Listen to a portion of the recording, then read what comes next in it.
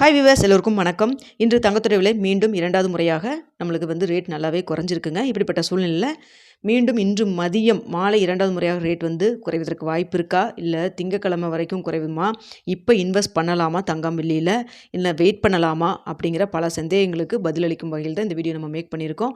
நிபுணர்கள் என்ன சொல்கிறாங்க, என்ன நடக்குது மார்க்கெட்டில், எதனால் இந்த விலை குறைவு அப்படிங்கிற பற்றி எல்லா சந்தேகங்களுக்கும் பதிலளிக்கும் வகையில் இந்த வீடியோ இருக்க போதுங்க. அதனால் வீடியோ உங்களுக்கு யூஸ்ஃபுல்லாக இருக்கும். வீடியோவை ஸ்கிப் பண்ணாமல் பாருங்கள். அதற்கு முன்னதாக நம்ம சேனலில் சப்ஸ்கிரைப் பண்ணாமல் இருந்தால் சப்ஸ்கிரைப் பண்ணிங்க, கூடவே பெல் பட்டனையும் கிளிக் பண்ணிக்கோங்க. வாங்க வீடியோக்குள்ளே போகலாம்.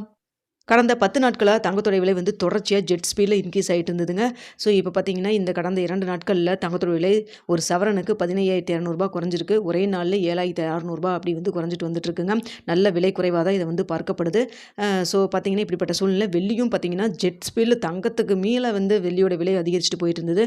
425 அப்படிங்கிற ஒரு புதிய உச்சத்தை வச்ச நிலையில் இப்போ பார்த்தீங்கன்னா சடனாக ஒரு 34% கிட்ட வெள்ளியோட விலை வீழ்ச்சியில் வந்திருக்கு. ஸோ பார்த்தீங்கன்னா உங்களுக்கு கிட்டத்தட்ட அதாவது 2 நாளில் மட்டும் உங்களுக்கு 75 கிட்ட விலை குறைஞ்சிருக்கு. ஆனால் இன்னமே மார்க்கெட்டில் அந்த 34% வரைக்கும் நேற்று இரவு குறைஞ்சதுங்க. அந்தளவு குறைஞ்சிருந்தால் இந்நேரம் 300 கிட்ட கீழே போயிருக்கும் வெள்ளியோட விலை. ஆனால் அந்தளவுக்கு விலை குறையல. மேலும் மீண்டும் அதிகரிக்க தொடங்கிருச்சு. நேற்று இரவு 1 மணிக்கிட்டலாம் பார்த்தீங்கன்னா அந்தளவுக்கு வெள்ளியோட விலை விலை குறைஞ்சதுங்க. ஸோ அதனால தான் நிபுணர்கள் எல்லாருமே தொடர்ச்சியாக சொல்லுவாங்க, தங்கத்தில் இன்வெஸ்ட் பண்ணுற அளவுக்கு வெள்ளியில் பெரிய அளவுக்கு இன்வெஸ்ட் பண்ணாதீங்க, பெரிய அடி விழும் அப்படின்னு சொல்லுவாங்க. இருந்துமே நிறைய பேர் வெளியில் இன்வெஸ்ட் பண்ணியிருக்காங்க. ஸோ லாங் டேர்மில் பர்பஸில் வாங்கி வச்சுருக்கீங்கன்னா ஓகேங்க, கண்டிப்பாக லாபம் கிடைக்கும் தான். ஆனால் ஷார்ட் டேர்மில் உங்களுக்கு வெள்ளி ரிட்டர்ன்ஸ் கிடைக்குமானா இப்படி தாங்க. பார்த்தீங்கன்னா உங்களுக்கு 150 கிட்ட இருக்கிறவங்க இன்வெஸ்ட் பண்ணவங்க இப்போ 400 கிட்ட ப்ராஃபிட் புக் பண்ணி ரிட்டர்ன் எடுத்திருந்தாங்கன்னா நல்ல ப்ராஃபிட் தான். ஆனால் இப்போ ஹோல்ட் பண்ணி வச்சுருக்கவங்களுக்கு இப்போ ஒரு லாஸ் மாதிரி தான் இருக்குங்க. ஸோ அதனால தான் பார்த்தீங்கன்னா நிபுணர்கள்லாம் வெள்ளியில் அந்தளவுக்கு இன்வெஸ்ட் பண்ண வேண்டாம் அப்படிங்கிறத அட்வைஸ் பண்ணுவாங்க. ஸோ இதுதான் வெள்ளியை பொறுத்த வரைக்கும்.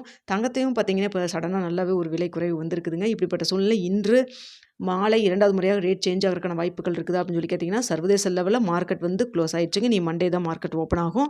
ஆனால் பார்த்தீங்கன்னா இங்கே லோக்கல் டிமாண்டை பொறுத்து நம்மளுக்கு சனிக்கிழமையில் ரேட் அப்டேட் பண்ணிட்டு இருந்தாங்க. அதாவது ரேட் அதிகரிச்சிட்டு இருந்தாங்க. அந்த வகையில் பார்க்கும் பொழுது தற்பொழுது விலை குறைஞ்சிருக்கிறது. இன்னும் கொஞ்சம் விலை குறைவதற்கான வாய்ப்பு இருக்குது. கொஞ்சம் ஹோல்ட் பண்ணி தான் வச்சுருக்காங்க.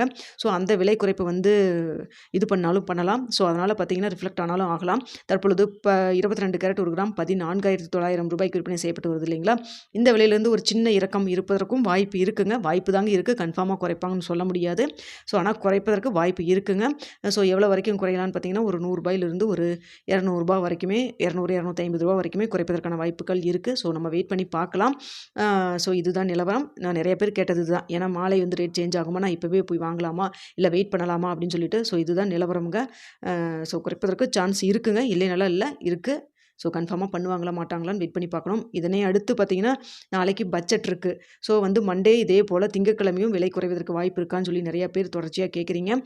விலை குறைவதற்கான ஏன்னா ப்ராஃபிட் புக்கிங் நடந்துட்டுருக்குங்க. சடால்னு அப்படியே டக்குன்னு இன்க்ரீஸ் ஆக ஆரம்பிக்காது. ஸோ கொஞ்சம் சான்ஸ் இருக்குதுங்க. ஆனாலுமே பார்த்தீங்கன்னா நாளைக்கு பட்ஜெட் கூட்டத்தொடரில் அந்த கஸ்டம் டியூட்டி வரிய குறைச்சாங்கன்னா விலை குறையுங்க. சப்போஸ் இன்க்ரீஸ் பண்ணாங்க, அந்த 6% இருக்கு இல்லைங்களா, முன்னதாக இருந்த பர்சன்டேஜ்லேருந்து குறைஞ்ச 6%லே இப்போ இருந்துகிட்ருக்கு. அதை மீண்டும் அதிகரிக்கிறாங்க அப்படிங்கிற பட்சத்தில் தங்கத்துடைய விலை அதிகரிக்குங்க. அது மட்டும் இல்லை, இந்திய ரூபாயின் மதிப்பு நம்மளுக்கு இப்போ ஸ்ட்ரென்தன் ஆகி இருக்குங்க. இன்னும் மேலும் ஸ்ட்ரென்தன் ஆகி ₹91 90 போகிறப்போ நம்மளுக்கு விலை குறைவதற்கு சான்சஸ் இருக்குங்க. சர்வதேச லெவலில் உங்களுக்கு விலை அதிகரித்தாலும் குறைஞ்சாலும் இங்கே நம்மளுக்கு குறைவதற்கு வாய்ப்பு இருக்குது. ஆனால் இந்திய ரூபாயின் மதிப்பு எப்படி ரியாக்ட் ஆகும் அப்படிங்கிறத நம்ம வெயிட் பண்ணி தான் நாங்கள் பார்த்தாகணும்.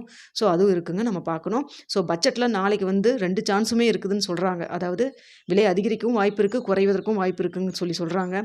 ஸோ அதை நம்ம பொறுத்து இருந்து தான் நம்ம நாளைக்கு பார்க்க வேண்டிய சூழல் இருக்குங்க. நாளைக்கு உங்களுக்கு ஷேர் மார்க்கெட்டெல்லாம் உங்களுக்கு பங்குச்சந்தையெல்லாம் கொஞ்சம் நாளைக்கு இதில் தான் இருக்கும், ஆனில் தான் இருக்கும். ஆனால் பார்த்தீங்கன்னா இங்கே இது தங்கத்தோடைய விலை நாளைக்கு மாற்றம் ஏற்படுமா அப்படிங்கிறது ஒரு சந்தேகத்துக்குரிய கேள்வி தான். ஸோ இன்று மாலை 2வது முறையாக ரேட் சேஞ்ச் ஆகிறதுக்கான வாய்ப்பும் இருக்குது. ஸோ ஓரளவுக்கு நம்ம இந்த சந்தேகத்துக்கெல்லாம் ஓரளவுக்கு பதில் தெரிஞ்ச மாதிரி இருக்குங்க.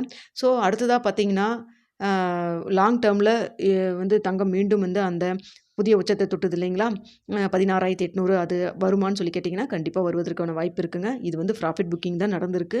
பெரிய அளவுக்கு கிராஷ் கிடையாதுங்க, ப்ராஃபிட் புக்கிங் தான் நடந்திருக்கு. அதனால் மீண்டும் தங்கத்துடைய விலை அதிகரிக்கிறதுக்கான வாய்ப்புகள் இருக்குதுங்க.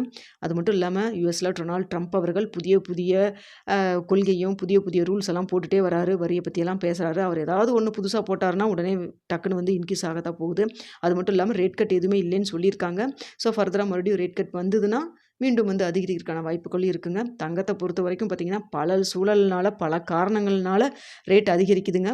ப்ராஃபிட் புக்கிங்னால இப்போ வந்து ரேட் வந்து குறைஞ்சிருக்கு. இதுதான் நிலவரம்.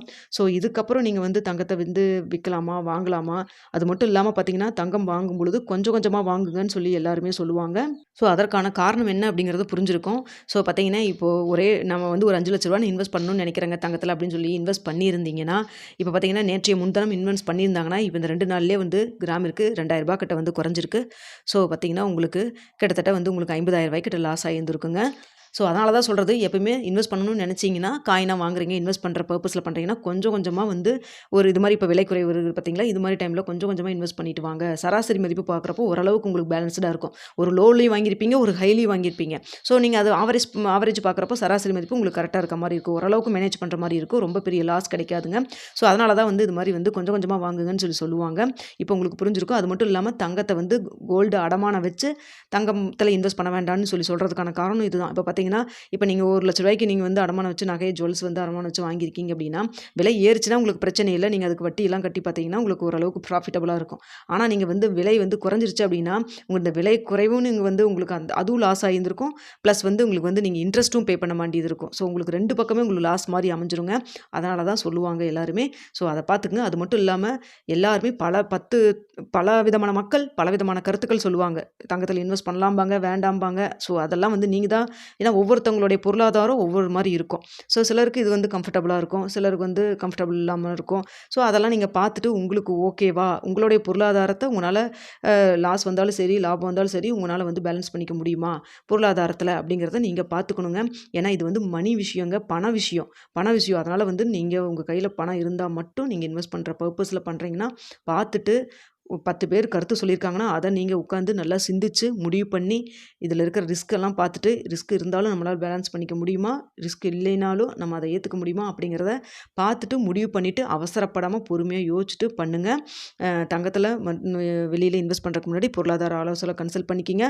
அது மட்டும் இல்லாம நீங்க ஓனா அ யோசிச்சு முடிவு பண்ணி அதுக்கப்புறம் வந்து இன்வெஸ்ட் பண்ணுங்க. ஏன்னா பண விஷயங்க.